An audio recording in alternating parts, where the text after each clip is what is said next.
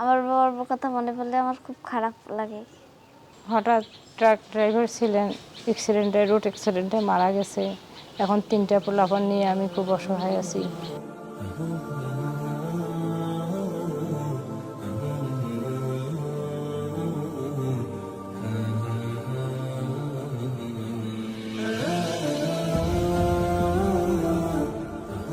কিচ্ছু একটা টাকা রেখে যায় নাই। বাবুর আব্বা মারা যাওয়ার পরপর থেকেই তো করতেছি এরকম। বাবুর আব্বা মারা গেছে মনে করেন যে ফেব্রুয়ারি মাসের 12 তারিখ 21 সাল।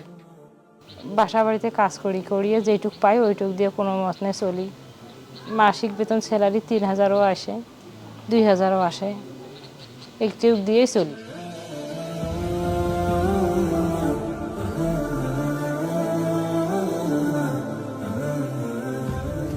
এলাকাটাই অভাবী, আর নিজেরাই ওরাই চলতে পারে না, আর আমাকে কি সাহায্য করবে?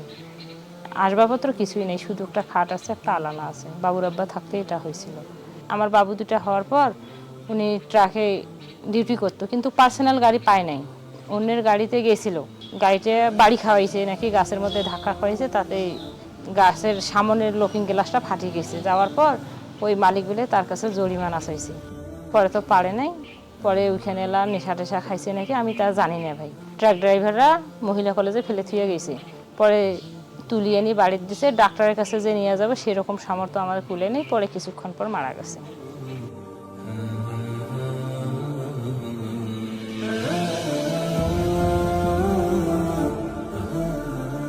আমার নাম আশরাফিয়া জান্নাতে, আমি 6ষ্ঠ শ্রেণীতে পড়ি। বৃষ্টি আসলে পানি পড়ে, ঘর কোনো বাতাস হলে ঘর নড়ে, বৃষ্টি আসলে আবার ঘরে পোকামাকড় ঢোকে।